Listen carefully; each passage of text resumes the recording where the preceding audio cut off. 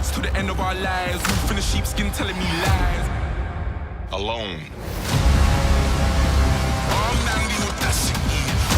This world is burning, and it was you who lit the match. Tick-tock, Nick. This is personal.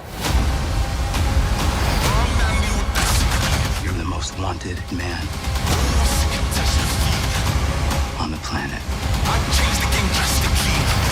Well, Mama always said I was special. I, Samuel L. Jackson, acclaimed actor of stage, screen, and innumerable credit card commercials, have worked with countless artists, but rarely am I gifted with a scene partner that glows with such talent as my co-lead in Marvel Studios' Secret Invasion, the one and only Ben Mendelsohn. Ben is a true master of the craft, and it doesn't end there. He's also an acclaimed cellist, a champion archer, and an esteemed scholar. I can truly say that I'm a better person having met. What the hell is going on here? Just pay no attention to this. I was just talking about how good it is working. Goddamn method actors. Welcome back, everyone. It's Charlie. This will be my Secret Invasion Episode 4 trailer video. There are a bunch of Easter eggs and references here and paying off some of the big cliffhangers from the end of Episode 3, so we'll break it all down. If you're brand new to the channel, I'm doing videos for all the episodes. Be sure to subscribe to get them. And we're doing the Disney Plus giveaway for memberships. All you have to do to enter is be a subscriber and post your favorite moments from the trailer on the video. Careful for spoilers from the end of Episode 3 if you haven't seen it yet, just because we have to address the big cliffhanger first. So obviously, Emilia Clarke's character seems like she's dead. We know that she's alive because she's alive in all this later trailer footage from later episodes. Some of the trailer footage here is probably from Episodes 5 and 6 as well. But what really happened to her character? Like, how did she survive that gunshot wound? And just based on the footage during the trailer here, some early theory is that she actually gave herself Super Skrull powers before this moment, and we'll get a flashback at the beginning of Episode 4 that will explain that.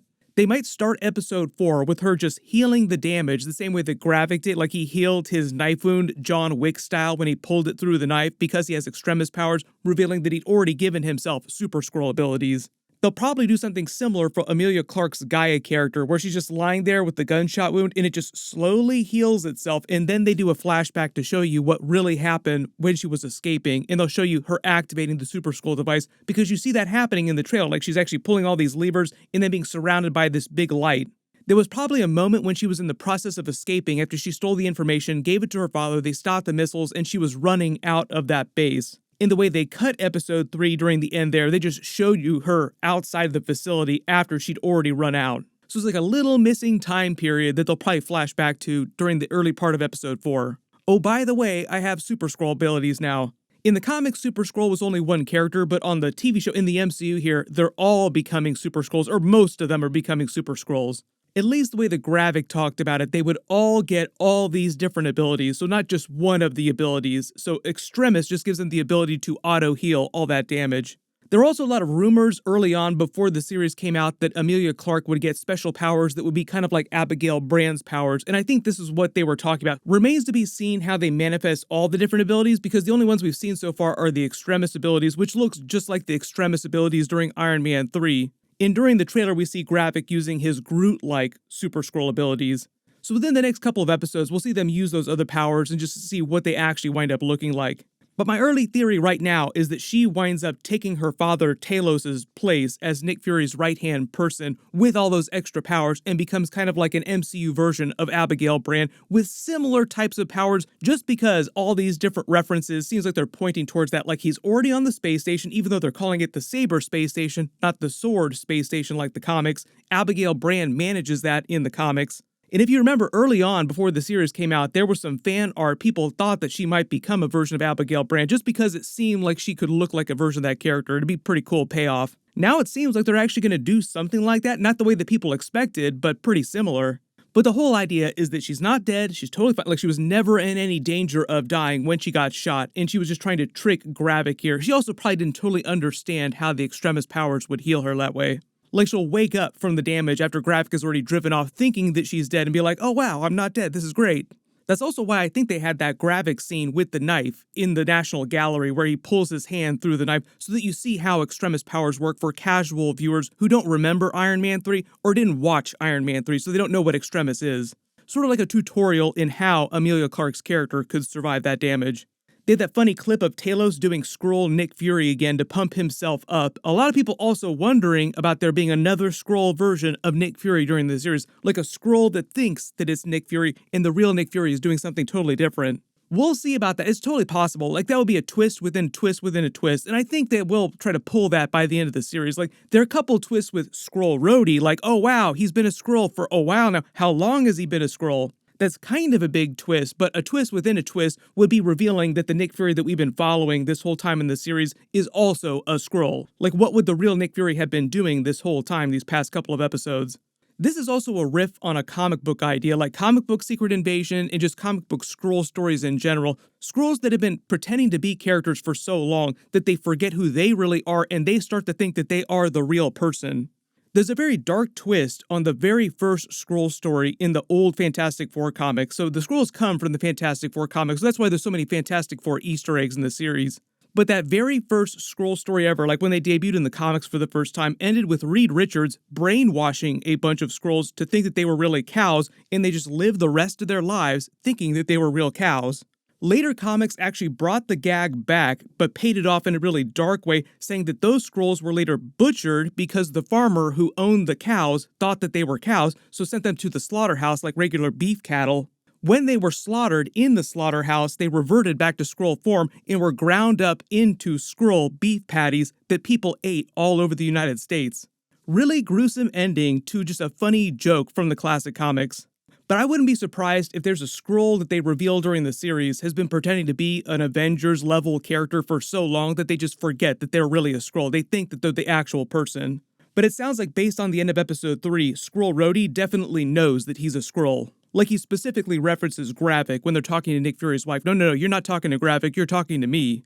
Another big question about that too, people wondering what's going on with Nick Fury's wife. So it could be that she's just trying to talk to Gravik, her surrogate son. Like she thinks of Gravik as her surrogate son, and she's trying to talk some sense into him as a mother would to a child.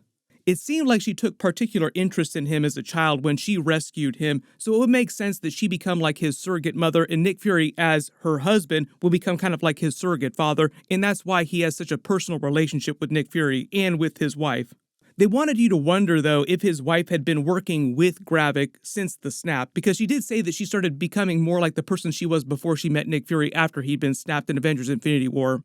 Some of the trailer footage here has her fighting with Emilia Clarke's Gaia character, so it does seem like she is good in helping Nick Fury's side in all this. There's the scene of Nick Fury going back to his gravesite where it says Nicholas J. Fury. The tombstone may have been created by his wife after he got snapped in Avengers Infinity War, and that's why there's so much growth on it. Grabbing his eye patch and his weapon is meant to be a parallel for his wife grabbing her gun out of their safety deposit box. What probably wound up happening, though, is that after everybody came back after the Hulk snap in Avengers Endgame and after Iron Man's funeral, he probably put his eye patch in his weapon in here just as a backup and then went to his Saber space station. Then there's a much bigger attack on what seems like the President's convoy, like a big pitched battle with Gravik and his Super Skrulls, Nick Fury and Talos trying to stop them. That could be from a much later episode. Skrull Rhodey is here too. They want to make you think that they're trying to kill the US president.